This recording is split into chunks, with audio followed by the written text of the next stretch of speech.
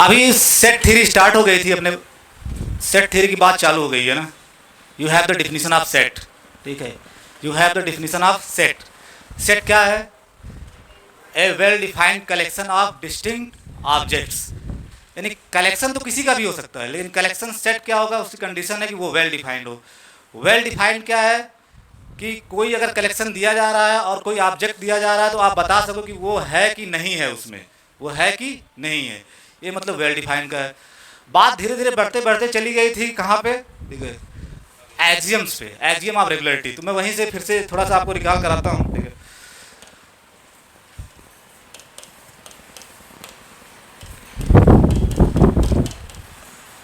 Axiom of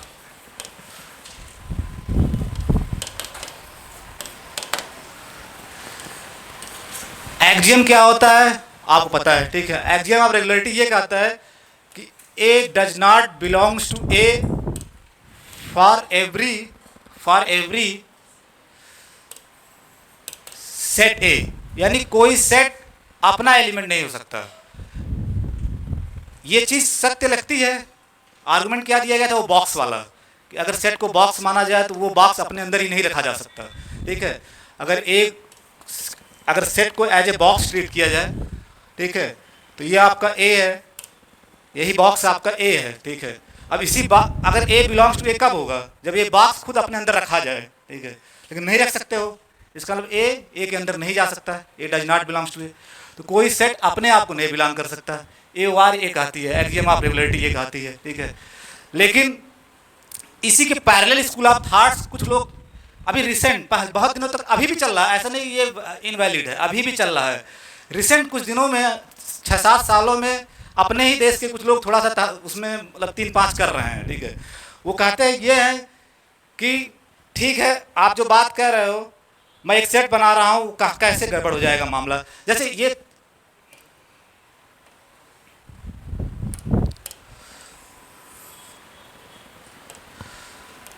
एक class of mathematicians ऐसे हैं जिनकी संख्या 1% है जो इसको भी मान अगेंस्ट। मैं बता रहा हूँ उनका रीजन क्या है। वो कुछ डायरेक्ट काम करके हाईलाइट नहीं हो पा रहे हैं, तो वो यही सोच रहे हैं कि कुछ जो उपलब्ध चीज़ें हैं उसी में कुछ संशोधन किया जाए, तो कुछ लोग इसके खिलाफ हैं। जो AOR है उसके खिलाफ है, अगेंस्ट AOR। मैं इसमें हूँ, मेरे सारे स्टूडेंट इसमें रहेंगे, ठीक है। लेकिन कुछ लोग हैं, लेकिन आप जान लो कि ये भी एक पैरेलल थॉट्स चल रहा है, पैरेलल मैथमेटिशियंस का थॉट्स चल रहा है। वो क्या कहते हैं कि वो एक कलेक्शन बनाए, ठीक है। उन्होंने एक आर्गुमेंट दिया, एक कलेक्शन बनाया, पहले कलेक्शन, ठीक है, पहले उन्होंने कलेक्शन बनाया। कलेक्शन क्या है कि इसमें कोई भी ऑब्जेक्ट आ सकता है। Any object x such that कि एक्स, एनी ऑब्जेक्ट एक्स, और सच दैट के बाद क्या होता है, इसमें इधर यही लिखते हो टाइप ऑफ ऑब्जेक्ट, तो इसमें कोई भी ऑब्जेक्ट आ सकता है। उसके बाद रूल फॉर कलेक्शन, यहाँ लिखते हो रूल फॉर कलेक्शन। तो इसमें आने की शर्त क्या है कि x is not A mobile. X is not A mobile. जो लोग पहली बार न समझे वो दोबारा समझने की कोशिश करें। X is not A mobile, इसका मतलब कि कोई भी ऑब्जेक्ट इसमें आ सकता है, शर्त है कि वो मोबाइल ना हो, शर्त है कि वो मोबाइल ना हो। जैसे ये मार्कर आएगा, क्यों? क्योंकि ऑब्जेक्ट है, ये कंडीशन पूरा कर रहा है। साथ साथ ये मोबाइल नहीं है, ये भी कंडीशन पूरा कर रहा है। इसका मतलब ये मार्कर इसका एलिमेंट हो जाएगा। मैं भी आऊँगा क्योंकि मैं एक ऑब्जेक्ट हूँ, लेकिन मैं मोबाइल नहीं हूँ। दोनों शर्त पूरा कर रहा हूँ, ये भी, तो मैं भी इसमें आ जाऊँगा। क्लियर कट आप बता सकते हो कि कौन इसमें आ सकता है, कौन नहीं आ सकता है। यानी जो भी मोबाइल नहीं होगा, हर सारा ऑब्जेक्ट इसमें आ जाएगा, केवल मोबाइल इसमें नहीं आएगी। अच्छा, मैं ये चीज़ आपको कल समझाया था कि एक्स भी एलिमेंट हो सकता है। एक्स भी क्या होता है? एलिमेंट हो सकता है। तो जो आपका ये कलेक्शन एक्स है, अभी तो एक कलेक्शन था, ठीक है, अभी तो एक कलेक्शन था। शुरुआत में आप कलेक्शन कहते हो, लेकिन जब आपका कलेक्शन वेल डिफाइंड हो, वेल डिफाइंड मीन्स आप क्लियर कर बता सकते हो कि कौन इसमें आएगा, कौन इसमें नहीं आएगा, ठीक है। तो ये कलेक्शन फिर आपका वेल डिफाइंड हो गया, ठीक है, वेल डिफाइंड हो गया, क्योंकि आप क्लियर कट बता रहे हो कि ये मार्कर इसमें नहीं आएगा, मैं इसमें नहीं आऊँगा, ठीक है। आपको कोई ऑब्जेक्ट दिया जाएगा तो आप तुरंत बता लोगे कि वो इसमें आएगा कि नहीं आएगा, ठीक है। इसका मतलब कलेक्शन जो आपका है वो वेल डिफाइंड है। और जो ही वेल डिफाइंड हुआ कलेक्शन, वो क्या बन जाएगा फिर? सेट, ठीक है। तो so X is a set, X आपका एक सेट बन जाएगा। कल आपको काफ़ी देर तक मैं समझाया था कि सेट भी एलिमेंट हो सकता है, सेट भी एलिमेंट हो सकता है, तभी तो वो ए डज नॉट बिलोंग्स टू ए लिखा गया है। बिलोंग्स का जहाँ भी निशान आएगा इसका मतलब एलिमेंट की बात हो रही होगी। ये तो ए वाले भी मानते हैं कि सेट भी किसी सेट का एलिमेंट हो सकता है, और इसी वजह से आगे जाके पावर सेट का कॉन्सेप्ट आएगा, यानी सेट भी एलिमेंट या ऑब्जेक्ट हो सकता है। तो एक्स सेट है तो एक्स एक ऑब्जेक्ट की तरह ट्रीट किया जा सकता है, हेंस ऑब्जेक्ट और एलिमेंट एक ही बात है, हेंस चूंकि सेट है तो इसको भी एक ऑब्जेक्ट की तरह ट्रीट कर सकते हो, hence x is an object, object, ठीक है। एक्स आपका क्या हो गया, ऑब्जेक्ट हो गया, ठीक है। अब इसमें एक शर्त जो आने की वो पूरा कर रहा है कि नहीं, ऑब्जेक्ट होना चाहिए, ठीक है, तो एक्स ऑब्जेक्ट हो गया। दूसरा क्या होना चाहिए कि वो मोबाइल नहीं होना चाहिए, तो जो ये एक्स लिखा गया क्या ये मोबाइल है, नहीं, ठीक है। एंड वो तो सेट है ना, मोबाइल थोड़ी ना है, ठीक है, वो खुद अपने आप में एक सेट है, ठीक है, मोबाइल नहीं ना है, ठीक है। तो ऑब्जेक्ट भी हो गया, साथ साथ वो ये एक्स मोबाइल भी नहीं है, ठीक है। And x is not A mobile, x is not A mobile, तो दोनों शर्त पूरा कर रहा, ऑब्जेक्ट भी हो गया और मोबाइल भी नहीं है। इसका मतलब एक्स कहाँ बिलोंग कर जाएगा, इसी के अंदर, ठीक है। तो this implies x belongs to x. तो उन्होंने एक ऐसा पहले कलेक्शन बनाया, वो सेट हो गया, फिर देख रहे हो कि एक ऐसा सेट बना लिया कि जो अपने आप में बिलोंग कर जा रहा है। और ए वार क्या कहता है कि कोई सेट अपने आप में बिलोंग नहीं करेगा। अगेंस्ट ए वार वाले क्या दिखा दिए एग्जाम्पल बना के कि मैं एक ऐसा सेट बना ले रहा हूँ जो अपने आप को बिलोंग कर जा रहा है। तो दिक्कत होती है कि अब माना किसको जाए। इन्होंने तो बहुत अफरा तफरी, पूरी बात डिस्कार्ड करने की बात आ गई कि पूरी की पूरी बात गलत हो गई, ठीक है। लेकिन ज़्यादातर ये चीज़ें अभी चल रही हैं मैथमेटिक्स में। तो इन्होंने क्या किया, अब इनके पक्ष में 99% लोग और इनके पक्ष में 1% लोग, तो जीत तो इन्हीं की होनी थी, ठीक है। इनकी बात से लोग कह रहे थे ठीक है आप जो एग्जाम्पल बना रहे हो बड़ा खास किस्म का एग्जाम्पल बना रहे हो, ठीक है, बड़ा खास किस्म का एग्जाम्पल बना रहे हो, इतने एग्जाम्पल्स हम कोई थ्योरी नहीं अभी बिल्डअप कर देंगे, ठीक है। तो इन्होंने क्या किया कि चलो अच्छा ठीक है, ये कहे कि ठीक है आपकी बात मैं खारिज नहीं कर रहा हूँ, लेकिन मैं अपने हिसाब से सेट का 2 क्लास बना दूंगा, ठीक है। अपने हिसाब से जो अगेंस्ट ए आर वाले हैं वो सेट को 2 क्लास में डिवाइड कर दिए, ठीक है। वो क्लास अब आगे आप कंटिन्यू करिएगा इसके बाद, ठीक है। तो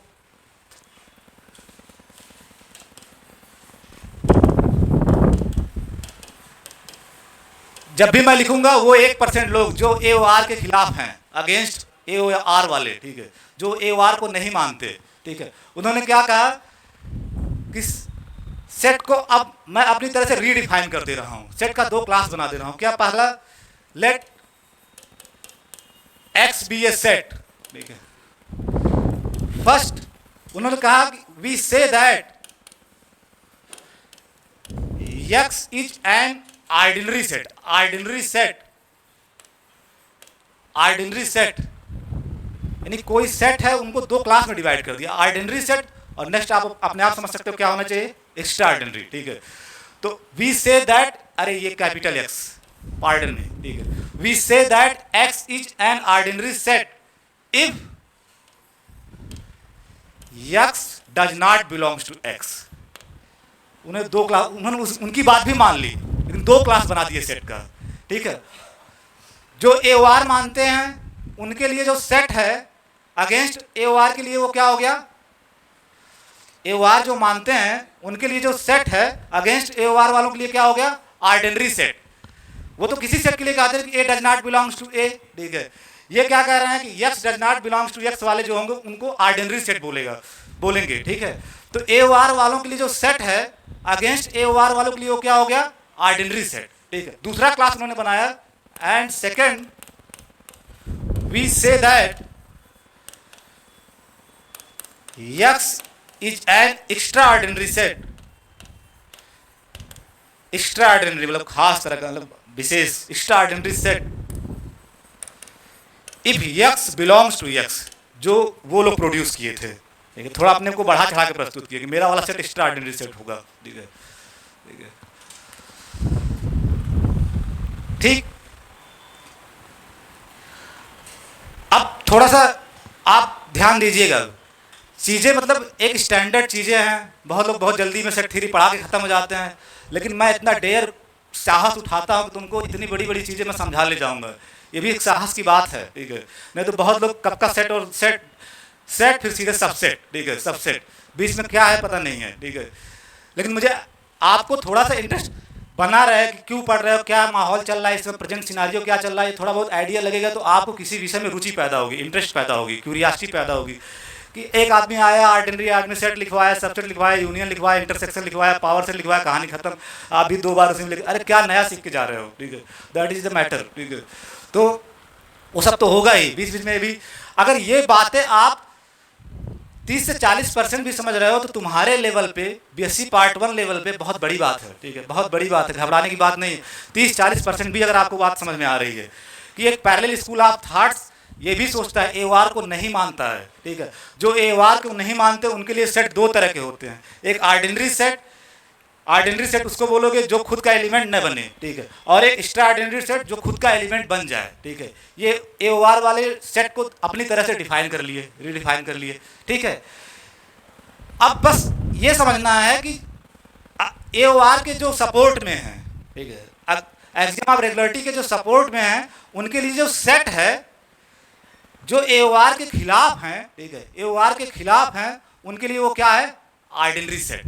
बस इतना चेंज हो रहा है, यानी एओआर के जो खिलाफ हैं उनके लिए जो ऑर्डिनरी सेट है, एओआर के जो सपोर्ट में है उनके लिए क्या है, सेट।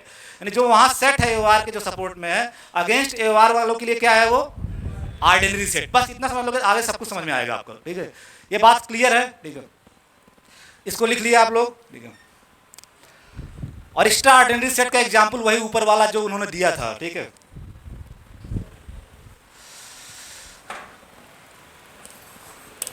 अब एक रिजल्ट लिखिए, ठीक है।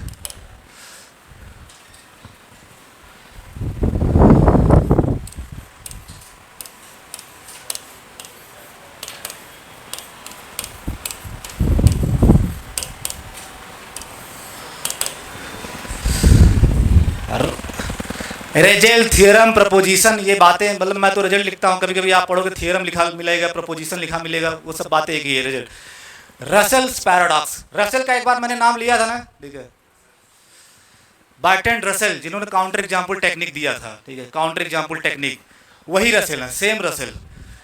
रसेल्स पैराडॉक्स ये कहता है, स्टेटमेंट इसका, there is no set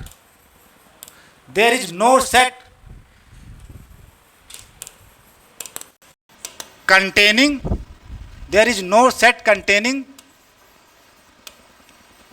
all sets। ये स्टेटमेंट है इस थ्योरम का, इस रिजल्ट का, यानी रसेल्स पैराडॉक्स क्या है, there is no set containing all sets, ठीक है, ठीक, there is no set containing all sets. Proof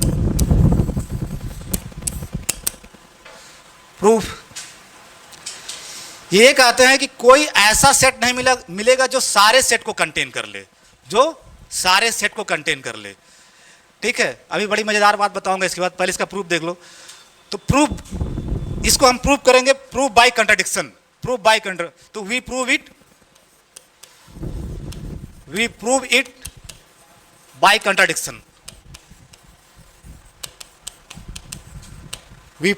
contradiction, तो जो पुराने लोगों को थोड़ा थोड़ा याद आ रहा होगा कंट्राडिक्शन टेक्निक में क्या होता है, जो नए हैं कंट्राडिक्शन में क्या होता है कि जो प्रूव करना है, जिसे दिखाना है आपको, जो प्रूव करना है उसी का थोड़ी देर नेगेटिव मान लो, उसी का थोड़ी देर उल्टा मान लो, निगेशन लेके चलो और देखो कुछ तहस नहस हो रहा है कि नहीं, कुछ एब्सर्डनेस या जो पॉसिबल नहीं हो, कुछ ऐसा कुछ आ जाए, ठीक है। तो जब आप कह रहे हो कि we prove it by contradiction, इसका मतलब इसका निगेशन लेके चलोगे, जो प्रूव करना है इसका निगेशन। ये क्या लिखा हुआ है कि there is no set containing all sets, इसका निगेशन क्या, मैं इसलिए बार बार कहता मैथमेटिक्स में निगेशन आना बड़ा जरूरी है।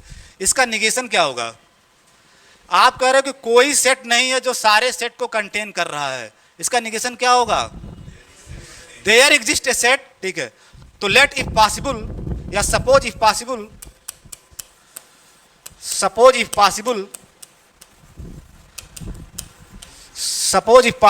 ठीक है, suppose if possible, there exist का ये सिंबल है, there exist a set containing all sets, containing all sets, ठीक है। इसका निगेशन यही तो है आप, फॉर ऑल ही तो लिखा हो, देयर इज नो लिखा हुआ ना, there is no set containing all set, मतलब कोई भी सेट ऐसा नहीं है जो सारे को कंटेन करे। उसका निगेशन मानोगे क्या, एक सेट ऐसा मिल गया कि जो सारे सेट को कंटेन करे, ठीक है। तो there exist a set containing all sets, एक सेट, थोड़ी देर के लिए मान लो एक सेट आपके पास मिल जा रहा है जो सारे सेट को कंटेन कर रहा है, दैट इज मतलब अर्थात, इसी को मैथमेटिकली कैसे लिखोगे, that is there exist a set containing all set, उस सेट को हम एक्स से डिनोट कर दे रहे हैं, एक्स से, there exist a set X containing all sets, ठीक है। That is X equal to क्या होगा, ए, आप इसको मैथमेटिकली लिखोगे, that is A such that A is a set, A is a set, यही तो लिखोगे मैथमेटिकली। आप कह रहे हो there exist a set X containing all sets, इसका मतलब एक्स क्या है, कलेक्शन ऑफ सेट्स, जितने भी सेट है वो इसमें आ जाएंगे, ठीक है। A such that A is a set, ये तो हो गया। इसी को जो लिखे हो there exist a set X containing all set, इसका मैथमेटिकल वर्जन आप ऐसे ही लिखोगे सेट नोटेशन में, तो X is equal to curly bracket में ए सच दैट, और ए है क्या, सेट, मतलब सारे सेट्स का ये कलेक्शन है, यानी जितने भी सेट हो सकते हैं सब इसमें आ रहे हैं, यही लिखा गया है, ठीक है। ओके, अब आप बताओ, आप कह रहे हो कि देयर, इसके बाद कंटेन आपको कहाँ दिख रहा है, आप कह रहे हो there exist a set X containing all set, that means X equal to this much, ठीक है। और एक्स आपका क्या है, एक्स क्या है आपका, आप साफ साफ लिखे हो एक्स क्या है, सेट, ठीक है। और जो भी सेट होगा वो इस फैमिली के अंदर आ जाएगा कि नहीं, ये कलेक्शन क्या है, इसमें सारे सेट को इकट्ठा कर रहे हो, जो ही कोई चीज सेट हुआ वो इसके अंदर आ जाएगा कि नहीं, जो ही कोई चीज सेट हुआ वो इसके अंदर आ जाएगा। तो एक्स भी क्या कर रहे हो आप, सेट है, इसका मतलब एक्स कहां चला जाएगा, तो by definition of X, by definition of X, यानी एक्स जो सेट आप बनाया उसकी शर्त क्या है, कुछ भी सेट हुआ तो वो इसके अंदर आ जाएगा, कुछ भी सेट हुआ तो इसके अंदर। और आप कह रहे हो कि एक्स खुद सेट है, तो इसका मतलब एक्स इसके अंदर खुद आ जाएगा, X belongs to X, X belongs to X. अब बताओ जो ही ये आया किसको कंट्राडिक्ट करेगा, ए आर को, दिस कंट्राडिक्ट्स, ठीक है, this contradicts, this contradicts, contradicts A R, यानी जो ही आप एक सेट मान रहे हो जो सारे सेट को कंटेन कर रहा है, तो कंट्राडिक्शन किसके खिलाफ आ जा रहा है, ए आर के। और ये कंट्राडिक्शन आया किस वजह से, जो थोड़ी देर के लिए आप ये मान लिए हो कि there exist a set containing all set, इसी वजह से कंट्राडिक्शन आ रहा है। इसका मतलब हमारी मानी हुई बात जो ये है, ये थोड़ी देर जो आप मान रहे हो इसी की वजह से कंट्राडिक्शन आ रहा है, इसका मतलब हमारी मानी हुई बात क्या है, गलत। कंट्राडिक्शन आने का मतलब क्या है कि जो आप मान रहे हो वो गलत है, उसी इस ऐसा मानने से तहस नहस हो रहा है, इसका मतलब जो ये थोड़ी देर के लिए माने हो वो रॉन्ग है। तो नेक्स्ट पेज पे रखो, hence our assumption, hence our assumption that there exists a set X containing all sets, ये बात आप जो माने इसी की वजह से कंट्राडिक्शन आ रहा है। इसका मतलब वो बात कंट्राडिक्शन आने की वजह क्या है, ये मानना, इसका मतलब ये रॉन्ग है, इज रॉन्ग, ठीक है, इज रॉन्ग। अगर ये रॉन्ग हो गया तो फिर इसका सही क्या होगा, इसका नेगेटिव, और इसका नेगेटिव क्या होगा, वही जो आपका स्टेटमेंट है, ठीक है, देयर इज नो सेट। दस अगर आप कह रहे हो कि there exist a set X containing all sets is wrong, वो बात गलत है, ठीक है। इसका मतलब फिर सही क्या होगा, there is no set containing all, जो आपको प्रूव करना था वो फिर सही होगा, ठीक है। 10 there is no set containing all sets, QED, QED मतलब प्रूव इज ओवर, जो आपको दिखाना था आपने दिखा दिया।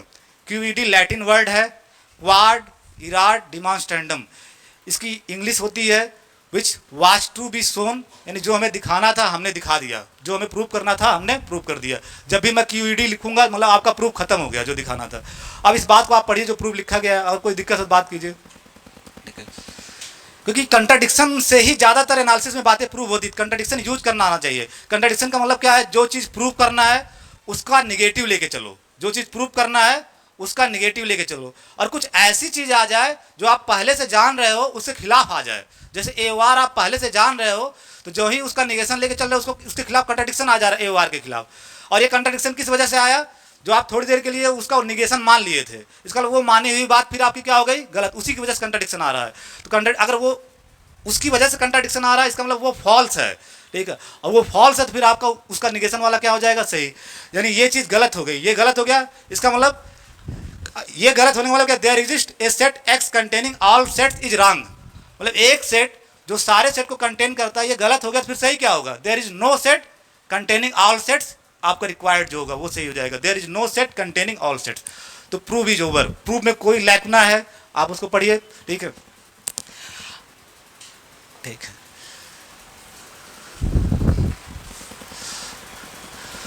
तो Russell's was a basically philosopher, ठीक है। पहले वो फिलोसफर था, फिलोसफी का स्टूडेंट था, बाद में वो मैथमेटिशियन था। बड़ी मज़ेदार उसकी कहानी पढ़ोगे, बड़ी मज़ेदार है, कभी गूगल करना, ठीक है। उसने इस आधार पे उसने ये बात प्रूव कर दी कि कोई सेट नहीं है जो सारे सेट को कंटेन करे। और हमारी मैथोलॉजी में भगवान को क्या माना जाता है, भगवान को क्या माना जाता है कि भगवान एक ऐसा आदमी है, एक ऐसा सेट है जो अपने अंदर सबको कंटेन कर रहा है, अपने अंदर सबको, यानी सबका सर्वदाता है भगवान। इसी आधार पे वो भगवान को नहीं मानता था पूरे जीवन भर, ठीक है, कि अगर ये बात सत्य है कि there is no set containing all sets, तो फिर कैसा भगवान, भगवान से भी बड़ा कोई चीज़ होगा। यानी अगर भगवान ही अंतिम हो गया, इसका मतलब भगवान सबको अपने अंदर कंटेन कर रहा है। ये क्या प्रूव किया कि कोई ऐसा चीज़ नहीं है जो सबको अपने अंदर कंटेन कर ले, there is no set containing all sets, ठीक है। अगर भगवान होगा जैसा कि लोग यहाँ मानते हैं, तो वो तो फिर सबको कंटेन कर ले रहा है, फिर ये बात गलत हो जाती है उसकी। तो ये कहता है कि आई क्वेश्चनिंग एग्जिस्टेंस ऑफ गॉड, वो गॉड को नहीं मानता था, नास्तिक आदमी था, ठीक है, अपने इसी आधार पे, ठीक है, एग्जिस्टेंस ऑफ गॉड पे। क्योंकि गॉड को लोग क्या मानते हैं, जो उस समय की माइथोलॉजी या आज भी माइथोलॉजी, गॉड को क्या माना जाता है कि वो एक ऐसा सेट है जो सारे को अपने अंदर कंटेन किया हुआ है। और ये क्या कह रहा था कि ऐसा सेट मिलेगा ही नहीं, there is no set containing all sets, इसका मतलब भगवान से बड़ा भी एक सेट होगा, ठीक है, उसका मानना था। तो फिर हम रुकेंगे नहीं, हमारा ये फिक्स बाउंड्री नहीं है कि ये भगवान है, ठीक है, समझ पा रहे हो। बट वो उसकी बात थी, अपनी बातें, वो तर्क फिलोसफर लोगों की बात सुनोगे तो थोड़ा, तो रसेल्स के हिसाब से रसेल वाज ए नास्तिक आदमी, ठीक है, बट आई एम आस्तिक आदमी, ठीक है, वो रसेल्स की बात है अपना, ठीक है।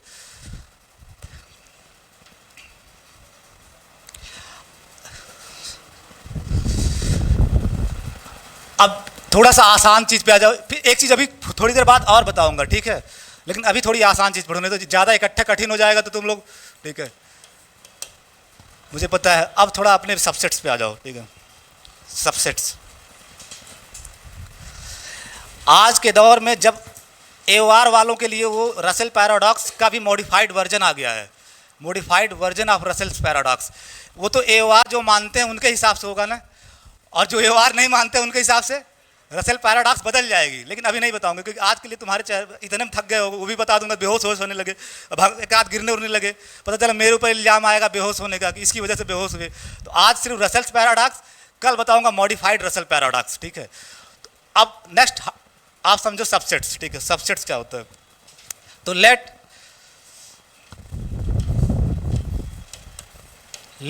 ए एंड, यहां भी देखना पड़ता है, कभी कभी रुक जाता है, A and B sets, A and B sets. ये तुम लोगों को बड़ा मजा आएगा क्योंकि ये थोड़ा बहुत जानते, ठीक है। बड़ा डेयर होता है ना, जिस तरह के एनालिसिस मैं शुरुआती दौर में पढ़ाता हूँ, आधे लोग हिम्मत ही नहीं जुटा पाते कि पढ़ाए कि छोड़ दे, ठीक है, और वो पूरे साल नहीं पढ़ाते। रसेल्स पैराडॉक्स पूरे साल भर नहीं पढ़ाएंगे, तुम देख लेना, पढ़ाएंगे नहीं, कहेंगे बच्चे सीख जाएंगे जब PhD करेंगे, ठीक है। लेकिन आपको बात समझ में आई ना, ठीक है। इसमें कोई ऐसा है जिसको जीरो, मतलब बिल्कुल कुछ भी नहीं समझ में आया हो, कुछ अच्छा आप, ठीक है, आप मिलना, आपको 100% समझ में आएगा बाहर, ठीक है, अभी क्लास के बाद मिलना, ठीक है, जस्ट तुम्हारा पहला दिन होगा, ठीक है, तुम्हारा पहला दिन है, ठीक है, और रसेल बहुत बड़ी बात बोला था, तो ये भी जरूरी है कि रसेल की बात एक आध दिन न समझ में आए, ठीक है, एक आध दिन न समझ में आए तो कोई बुरी बात नहीं है, ठीक है। हाँ, जो कुछ क्लास कर लिए उनको 10% तो समझ में आया होगा रसेल्स क्या कह रहा था, और उसका उसने प्रूफ भी दे दिया बाकायदा कि अगर मेरी बात को खारिज कर रहे हो तो फिर AOR गलत हो जाएगा, अगर आप मेरी बात को खारिज करोगे तो AOR फिर गलत हो जाएगा, इसका मतलब मेरी बात सही है, अगर आप AOR को सही मान रहे हो तो फिर मेरी बात सही है, क्योंकि जो ही उसकी बात गलत मानोगे तो AOR के खिलाफ कंट्राडिक्शन आ जा रहा था, तो AOR फिर गलत हो जाएगा, फिर पूरी सेट थ्योरी गलत हो जाएगी। अगर आपको कभी मौका मिले, ठीक है, सेट थ्योरी को डीप में पढ़ने का, अभी मत पढ़ना, जब ये BSc MSc कंप्लीट हो जाए, जब टीचर उचर बनना हो, तब सेट थ्योरी की एक किताब आती है, ठीक है, सिर्फ सेट थ्योरी की, ठीक है, जब basically you have become a teacher, ठीक है, सेट थ्योरी की सिर्फ एक किताब आती है, ठीक है, नाइफ सेट थ्योरी।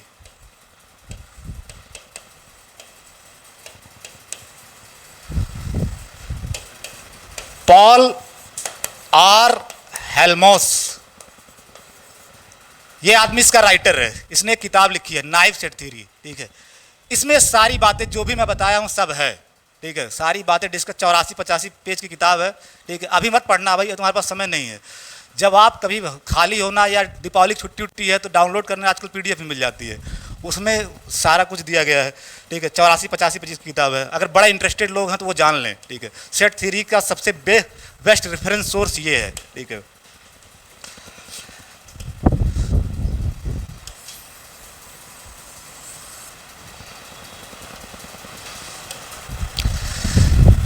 तो let A and B be sets, we say that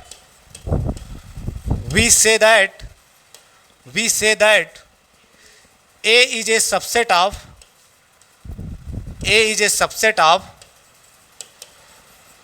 B। हम A को B का सबसेट बोलेंगे कब, वो अंडर व्हाट कंडीशन। अब देखो सबसेट को डिनोट किया जाता है ब्रैकेट में, डिनोटेड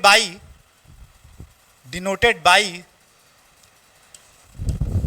ये आपको समझ में आएगा जिनको रसेल्स पैराडॉक्स नहीं समझ में आया, ये बात तो आपको समझ में आएगी, यहां से समझो, ठीक है, कि A B सेट्स हैं, A को B का सबसेट बोला जाएगा कब, वो आप डिफिनेशन अभी लिखी जाएगी। A is a subset of B, उसको नोटेशन में क्या लिखते हैं, डिनोटेड बाई A, ऐसे बनाते हैं ये ऐसे बनाते हैं, ठीक है, यानी ऐसा लिखा मिला जिसका मतलब A is subset of B, यानी A is a subset of B का ये सिंबॉलिक नोटेशन है, ठीक है, डिनोटेड बाय दिस। तो we say that A is a subset of B denoted by this symbol if what happens, कब कहोगे, जब क्या सिखाया जाता है आपको बचपन में, लेकिन अब यहाँ मैथमेटिकली लिखना है, आपके बचपन में क्या सिखाया, A को B का सबसेट कब बोलते हो, जब A का हर एलिमेंट B का भी एलिमेंट बन जाए। तो if for all x belongs to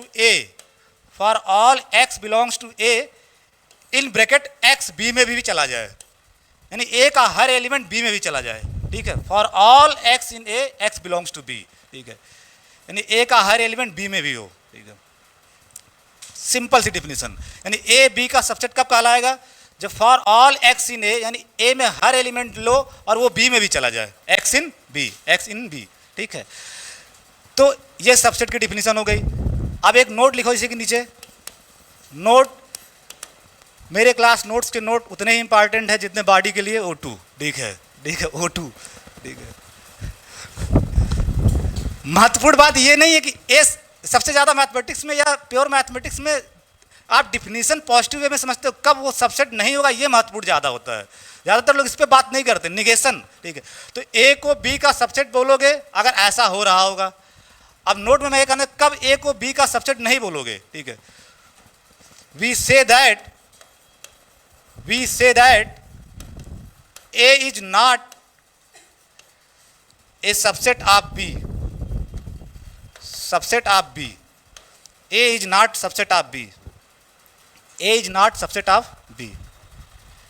कब कहोगे,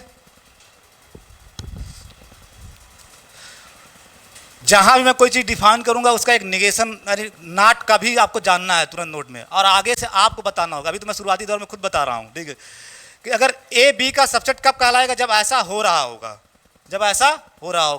तो A B का सबसेट नहीं होगा जब ऐसा नहीं हो रहा होगा, ऐसा नहीं, मतलब इसका निगेशन,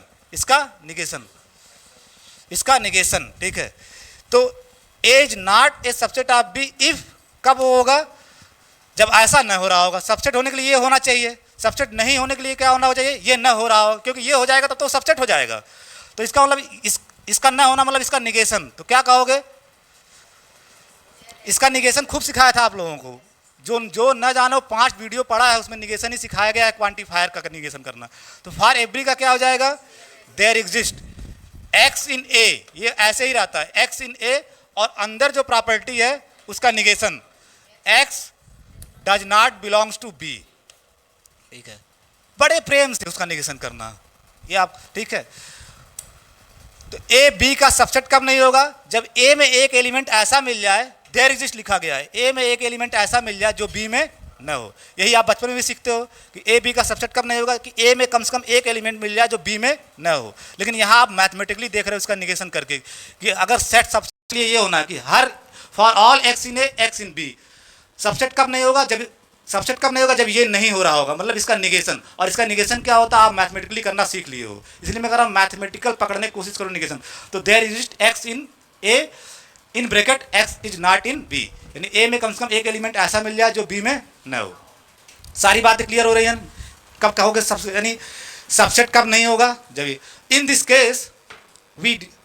केस अगर आपका ए बी का सबसेट नहीं है तो हम लिखते हैं A, we write in this case we write A, और ये सबसेट का साइन है ना, काट दोगे इसे, A is not subset of B, ठीक है। In this case we write, और A is not subset of B का ये सिंबल होगा, सबसेट को काट देना है, ठीक है, सबसेट को काट देना है इसे, A is not subset of B, ठीक है।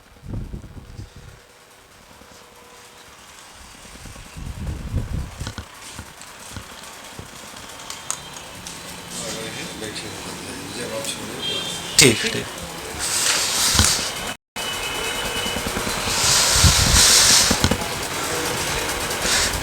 तो as not subset of B, यहां तक बात क्लियर हो गई, ठीक है।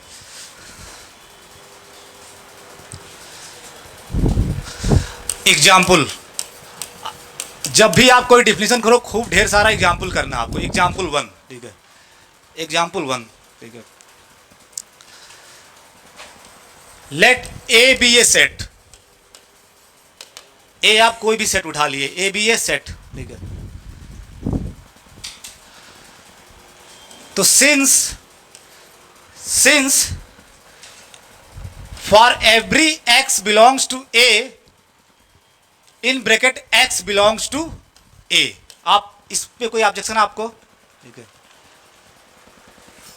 जैसे वहां लिखे हो ना कि for every X in A X belongs to B, वहां लिखे हो ना for every X in A X belongs to B, यहां बी को भी हमने ए ले लिया। मैं क्या लिख रहा हूं, फॉर एवरी एक्स इन ए, यानी एक्स ए में है तो एक्स ए में तो रहेगा ही रहेगा, तो आप ऐसे भी लिख सकते हो for all X in A X in A, और जो ही ये आया तो सबसेट की डिफिनीशन से क्या हो जाएगा, A is subset of A, B की जगह क्या हो गया, ए इज सबसेट। डिफिनीशन में जाओ, उसमें क्या लिखा जा रहा है कि for all X in A X in B, B को भी आप ए ले लिए, और ये वैलिड स्टेटमेंट है। आप एक्स ए में है उसी को एक बार और लिख दिए एक्स ए में है, for all X in A X belongs to A, और जो ही ये हुआ इसका मतलब ये वाला इसका क्या हो जाएगा, subset, A is subset of A, ठीक है, A is subset of A. तो ये क्या प्रूव कर रहा है कि कोई भी सेट लोगे वो अपने आप का सबसेट हमेशा होगा। This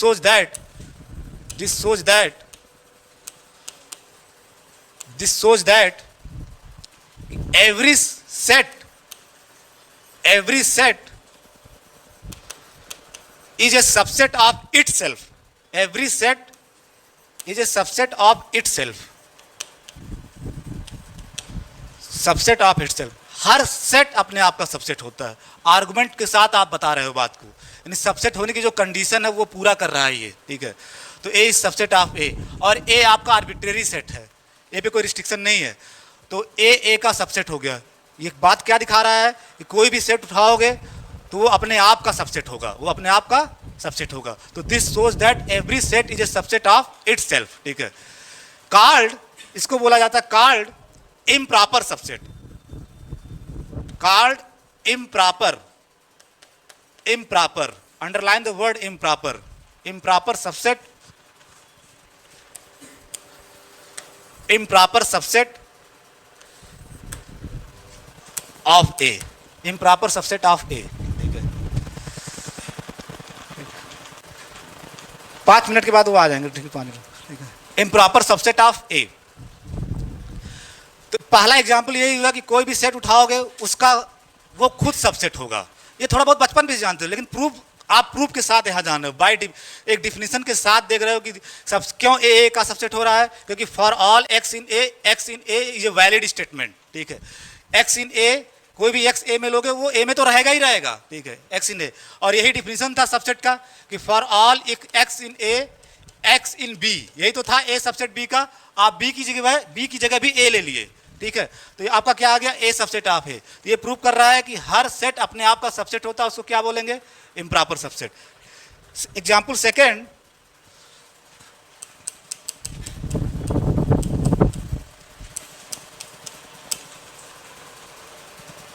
example second, let A be a set.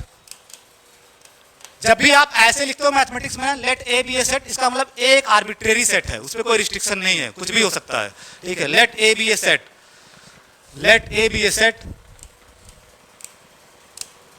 Then ठीक है the empty set, empty set जिसको आप इससे डिनोट करते हो, empty set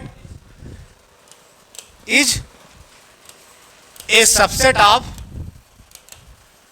A, then the empty set is a subset of A। ठीक है, यानी एक आर्बिट्रेरी सेट है।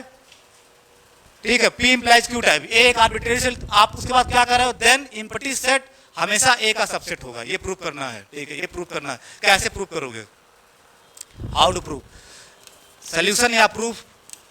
इसको लोग कहते हैं एम्प्टी, रटवाते हैं कि एम्प्टी सेट सबका सबसेट होगा, एम्प्टी सेट सबका आप बीएससी में आ गए हो, ऐसे कहने से काम नहीं चलेगा कि एम्प्टी सेट सबका सबसेट होगा। आपको आर्गुमेंट देना पड़ेगा कि एम्प्टी सेट क्यों सबका सबसेट होगा। ठीक है, तो जब भी मैं कहता हूं अगर आपको इसको प्रूव करना है, क्या आपको दिखाना है कि एम्प्टी सेट सबसेट है ए का, एम्प्टी सेट ए का सबसेट है, ये आपको दिखाना है। तो यहां भी हम कंट्राडिक्शन से प्रूव करेंगे। We prove it by contradiction. Contradiction technique पकड़ने की कोशिश करो। कंट्राडिक्शन में होता क्या है, जो प्रूव करना है उसी का क्या मान लोगे, नेगेटिव, उसका उल्टा उसका। तो आपको क्या प्रूव करना है, एम्प्टी सेट ए का सबसेट है। आप क्या मानोगे कि एम्प्टी सेट ए का सबसेट नहीं है। तो लेट इफ पॉसिबल, ये लैंग्वेज ऐसे ही लिखते हैं, suppose if possible, let if possible. ठीक है, let if possible, let if possible.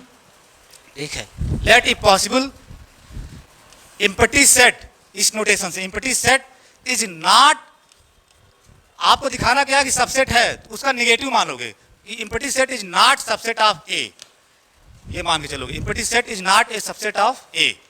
जो प्रूव करना उसका नेगेटिव लेके चलोगे और देखोगे कुछ तहस नहस होगा, फिर कुछ ऐसी चीज आएगी जो नॉन चीज को कंट्राडिक्ट करेगी, एब्सर्ड होगी।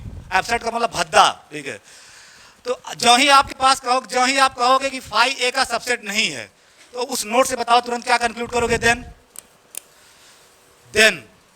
अगर फाई ए का सबसेट नहीं है, एम्प्टी सेट ए का सबसेट नहीं है, तो नोट क्या कहता है कि एक एलिमेंट मिलेगा फाई में जो ए में नहीं होगा। ये तो मतलब नॉट सबसेट ए का मतलब क्या है कि then there exist X in phi such that x is not in A. ये तो नोट लिखवाया हूं। अगर फाई ए का सबसेट नहीं होगा, इसका मतलब इसमें एक एलिमेंट मिलेगा, there exist X in phi such that कि एक्स इसमें नहीं होगा ए में।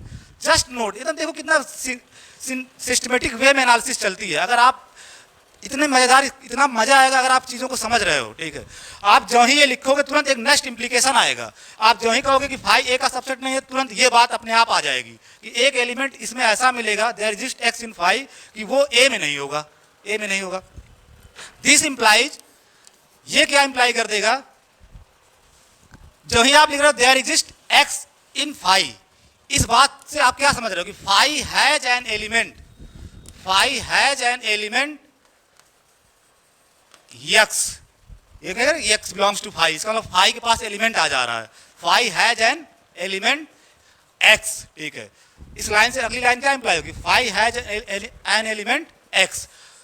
बताओ कंट्रडिक्शन क्या आया, आपको पहले से क्या पता है कि फाई के पास तो कोई एलिमेंट होता ही नहीं है, इम्पीडेंस सेट के पास कोई एलिमेंट नहीं होता है, जबकि क्या आ गया आपका कि phi has an element X, यानी फाई के पास एलिमेंट आ जा रहा है, ठीक है। तो दिस इज ए कंट्राडिक्शन, इसकी अगली लाइन लिखो, this is a contradiction, this is a contradiction, contradiction, this is a contradiction to the fact, जो आप पहले से जान रहे हो, टू द फैक्ट, किसको कंट्राडिक्ट कर रहा है कि फाई के पास कोई एलिमेंट नहीं होता, फाई हैज नो एलिमेंट। यहां से क्या आ जा रहा है, फाई के पास एलिमेंट आ जा रहा है, जबकि आपको पहले से अर्लियर नॉलेज क्या पता है कि फाई के पास कोई एलिमेंट नहीं है। तो ये बात किसको कंट्राडिक्ट कर रही है, this is a contradiction to the fact that phi has no element, phi has no element, उसको ये कंट्राडिक्ट कर देगा। अच्छा, ये कंट्राडिक्शन आया किस वजह से, जो थोड़ी देर के लिए आप ये मान लिए हो, इसी की वजह से कंट्राडिक्शन आ रहा है ना। देखो मैं बता रहा हूँ, इतना आसानी से आपको चीजें समझ में आएंगी, मतलब बहुत लोगों को साल भर कंट्राडिक्शन नहीं समझ में आता है, ठीक है। कंट्राडिक्शन किसके खिलाफ आ रहा है कि फाई के पास एलिमेंट आ जा रहा है, जबकि फाई के पास एलिमेंट कुछ होता ही नहीं है। तो ये लाइन कंट्राडिक्ट कर रही है कि this is a contradiction to the fact that phi has no element, उसको कंट्राडिक्ट। और ये कंट्राडिक्शन जो आया है किसकी वजह से आ रहा है, जो थोड़ी देर के लिए आप ये बकवासबाजी कर रहे हो कि phi is not subset of A, इसी की वजह से। इसका मतलब ये बात गड़बड़ है, इसी की वजह से कंट्राडिक्शन आ रहा है, ये बात गड़बड़ है, ठीक है। तो hence our assumption, hence our assumption, इसको ये जो आप माने इसको अजम्पशन, जो थोड़ी देर मान के चल रहे हो, hence our assumption, our assumption, our assumption that phi is not subset of A is wrong, इसी की वजह से तहस नहस हो रहा है, is wrong.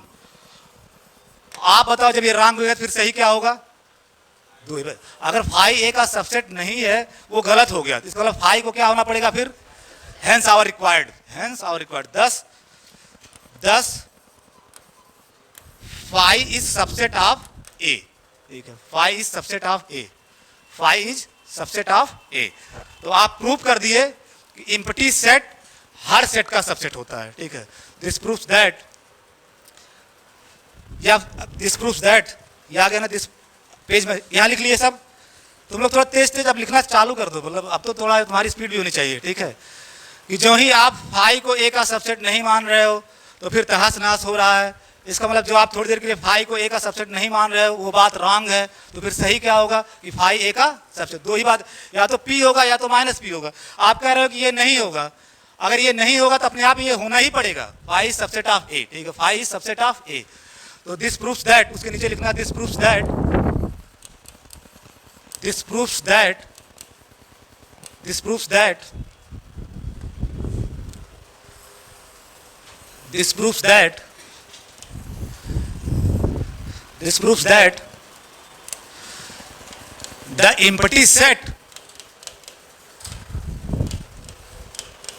is a subset of